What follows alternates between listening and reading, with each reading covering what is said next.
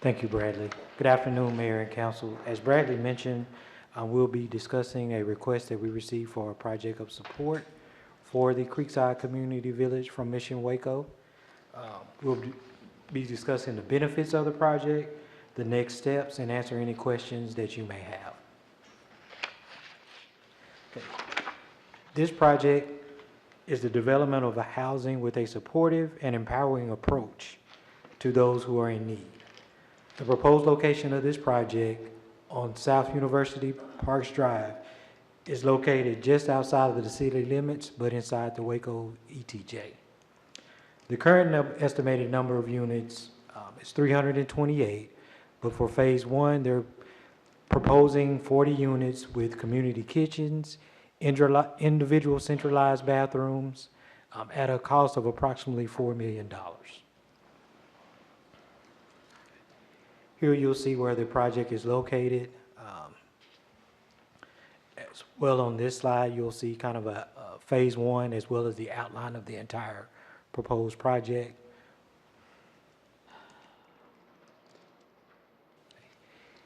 Here we have a preliminary site plan. Now this is the first draft of the site plan. Now, this is subject to change based on engineering, the architects, and discussions with Mission Waco as well.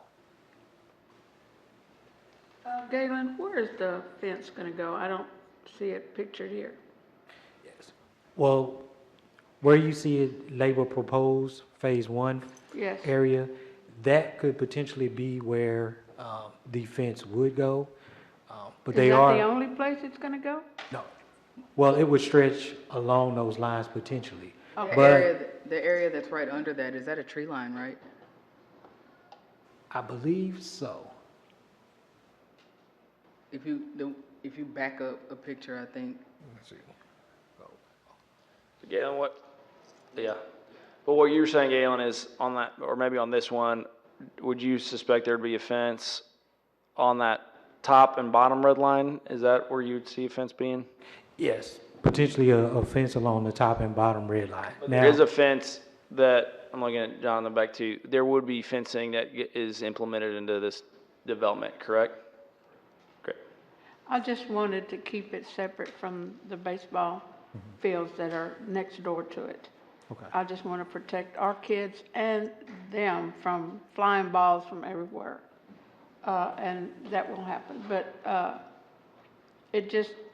think it'd be a safety issue for both the ball fields and the homes there if we have a fence that they can't crawl over and make it easy for anybody to crawl over and go in any direction.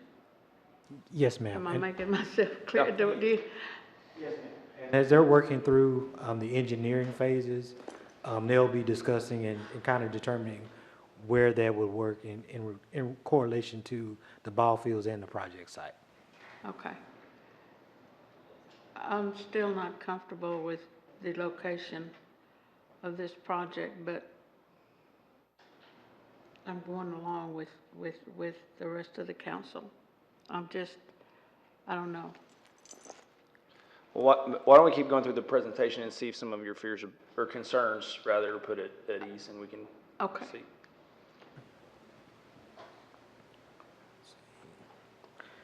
So the city received a request of support concerning the purchase of land for this project. Mission Waco is requesting $1 million for the purchase of the property related to the project. The remaining purchase price amount has been secured via private means. Regarding the agreement, the expectations of the city would be that 35 affordable units be a part of phase one. 35 of the 40 units being developed would be affordable, and that would be for those individuals who are between 0 and 30% of the area median income. So that would be our lowest income earning population. In addition to those units being affordable for a minimum of 20 years, as well as the phase one being completed by December of 2024.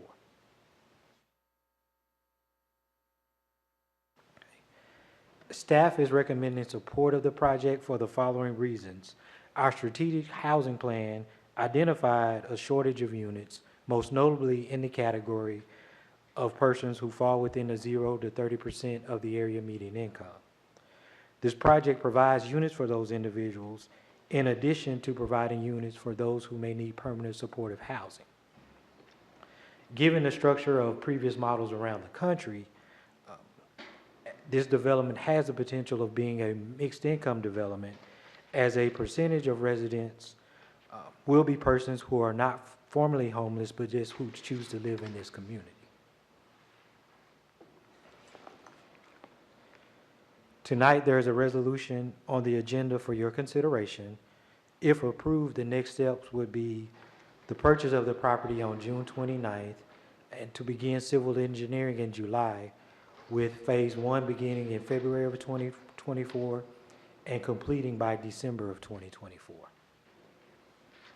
And with that, I'll answer any questions that you may have. I have a couple questions. On the RV aspect of that, will there have to be a permit for a renewable permit for an RV aspect to this? I saw on the site plan there's 51 RVs. And the reason I ask is because sometimes RVs can get dilapidated and not be maintained. I have no doubt that the current operator of this establishment, I trust John completely, but I suspect that this village will be going on for years and years to come. I just want to make sure that when Callaway and his team are not managing this, if there's RVs that are on site, that there's some sort of standard of care or mechanism with which to have a standard of care. Do you know the answer by chance, Galen? I don't know the answer right off the top of my head. Okay. Well, that's... So, I mean, from a permitting standpoint, no, because it's in the ETJ. Okay. Oh, got it. Got it. Standards of care considerations, you know, it'd be good to write those into our contribution agreement. Yeah, I think that if John's agreeable to that, I'm fine with having RVs on site, and I'm not saying these need to be the primo nicest RVs ever, but just prohibit dilapidation of significant disrepair. And there has been evidence that if they're not kept up to a particular standard, it can run real south real fast. Yes. And so, I mean, I think that's as City Manager Ford mentioned, just something that I'm sure we can come to some sort of consensus on, just in general upkeep. Again, I'm not looking for fancy. I'm just looking for not letting these get in disrepair. And then Just to chime in and address that concern, I had the privilege of going and checking out the model, sort of a model for this down in Austin at Community First, and while they are titled as RVs, they're actually just park model homes, and so it's not the conventional RV that you would sort of back in and stumble out of and have the kind of like plastic walls, or just sort of like the worst case scenario that you're picturing when you're saying we have to maintain standards of quality. It'll be a park model home, and I know it is confusing with the RVs sites listed here, but based on communications that I've had and seen with the model down in Austin, it will be not the traditional RV of sort of drive it in, park it, and plug it into a generator. That's not the situation there. and again, full trust of the team that's putting this together. Just trying to plan for the next guys. Councilmember, that's a really good point. Sorry, Mayor, to cut you there. If it's not a recreational vehicle, if it's really a park model home, I think that we can incorporate that into our contribution agreement pretty simply. I went to that, and I think Mayor Meek went as well to see that development in Austin. It was well planned out, but it was way outside the city limits of Austin. And it wasn't confined to a little narrow, it was really spread out all over. They had quite a few amenities for the folks there to enjoy, but I'm just not comfortable with this at all. Yeah. The location. The location is what I'm not comfortable with. Well, I hear you, Councilmember, and that's fair. I think from my vantage point is this is proximate to the community, but also pretty isolated, and I think that because of the tree coverage and some fencing, and again, I respect you and understand where you're coming from, and that's one of the great things about this council is we can vote however our conscience and heart leads us to. But I think that we have worked in partnership with this group to really try to find a spot that is proximate, but a bit to services, but also gonna not to really be a standalone community. And I think that this is a location where that can be achieved, and there can be security, and also meet a critical need, which is provide a space in our community for people to go get housing. And I think that right now some of the folks that will hopefully be able to take advantage of this don't have an option, and so they are in our streets. And this is a good, safe spot for people to get the healing and hope that they need. But respect where you're coming from and understand it.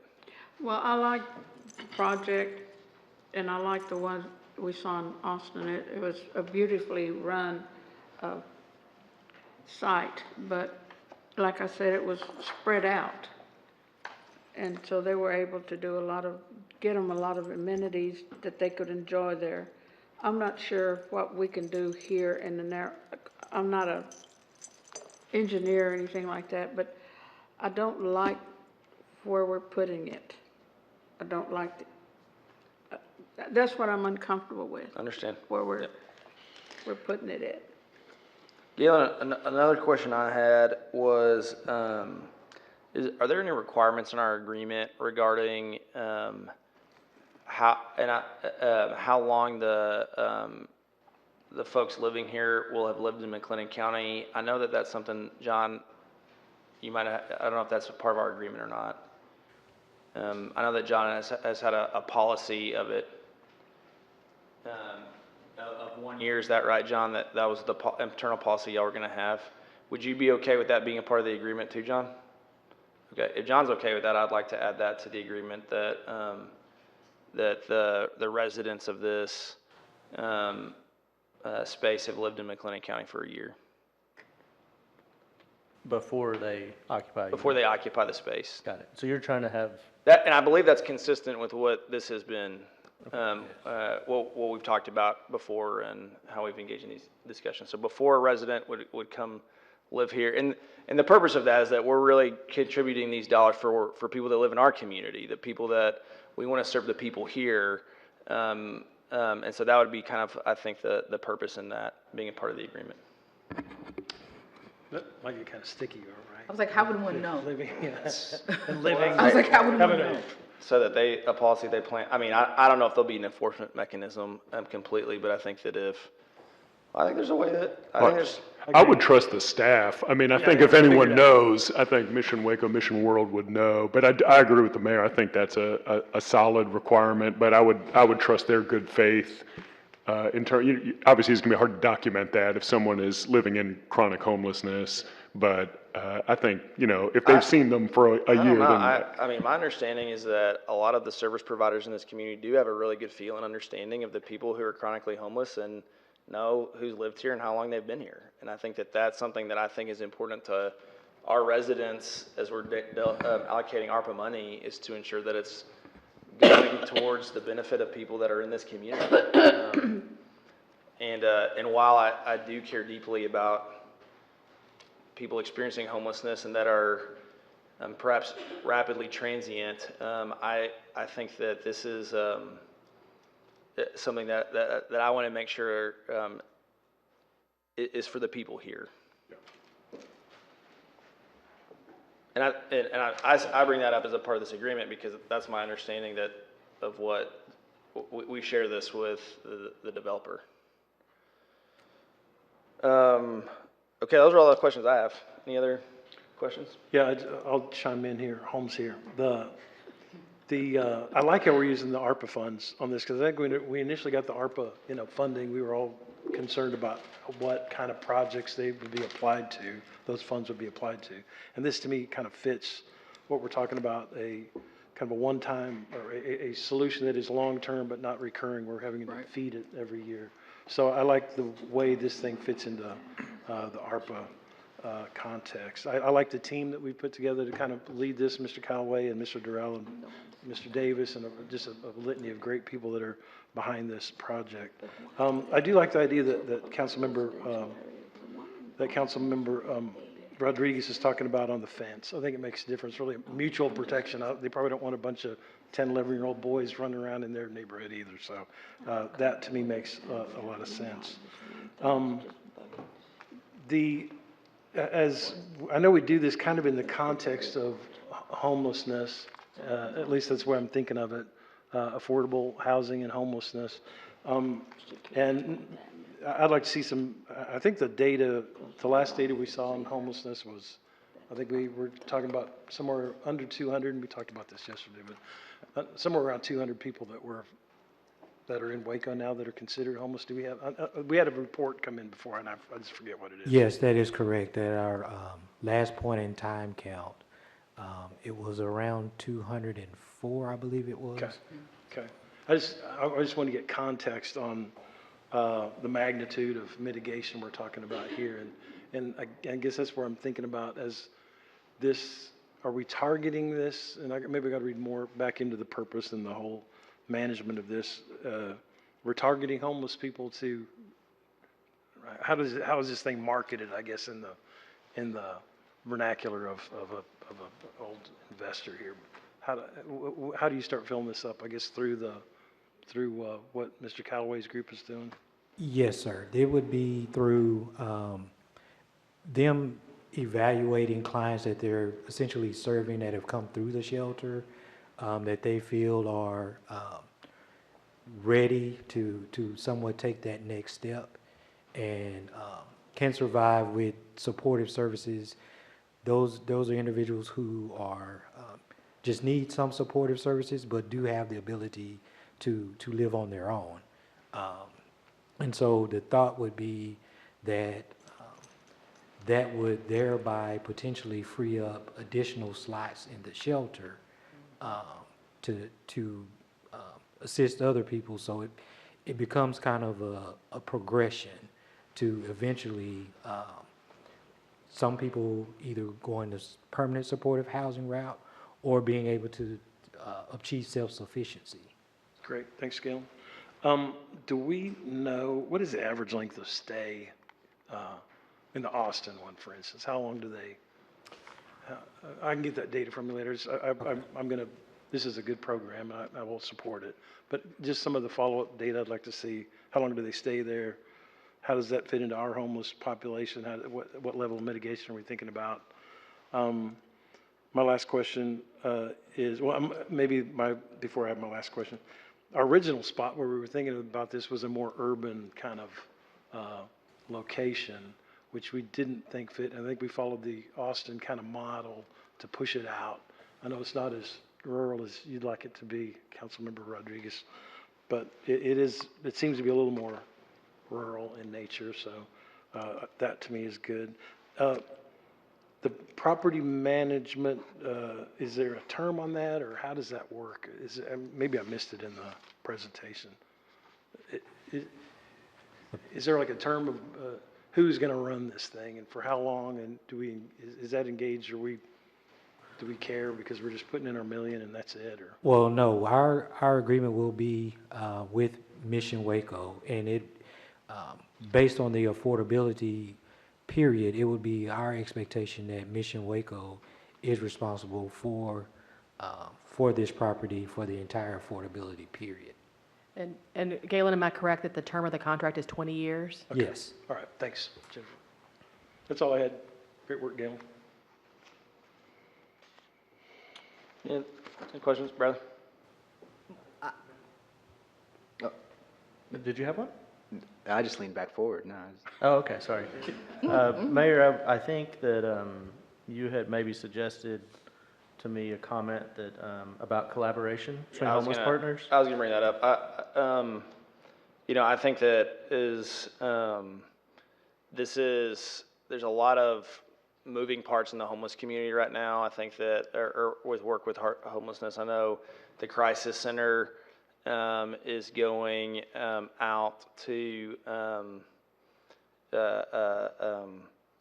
Imperial, MHMR, what was MHMR, now Behavioral Health Network is moving, Salvation Army is moving onto LaSalle, and with kind of the shuffle, I think it's really important that, to the best as possible, and we can't, collaboration is a hard thing, and you can't force it, but I do think what my hope is that, and I know they will, I know this operator of this will do this, is just work in good faith with other homeless providers in the community to make sure that we're working as a part of a strategic plan as best as we can. So my hope is that we can try to, again, ensure that people are working together and talking together. And this is a Mission Waco project, but I think that it's really critical and important that we're operating with as much strategy to address this problem as we can. Any other questions or comments on this? John, I see John Calloway here, but there's been a whole lot of folks who have been behind this. Jimmy Dorrell, Billy and Brad Davis, and Dusty from and his wife from the hangar. I know that Jay Jeffrey, and there's been a lot of folks who've been really involved in seeing this through, and I just want to thank them for their care and concern for this population of people who deserve honor and dignity, and I think that this is going to be a place where we can ensure that occurs, and at the same time we're going to really, I think, make Waco a better place for everybody through this process. So John, thank you for all that you do, and for all that have been engaged in this process that I'm probably forgetting. I appreciate that. Mayor, if I may, I just want a point of clarification. I know Lauren's been taking notes and I've been taking notes about the terms you want added to the contract. Do you want a requirement for fencing along the edge as part of this contract? Yes, I think, and that's part of y'all's plan, isn't that right, John? I think you said that at a presentation.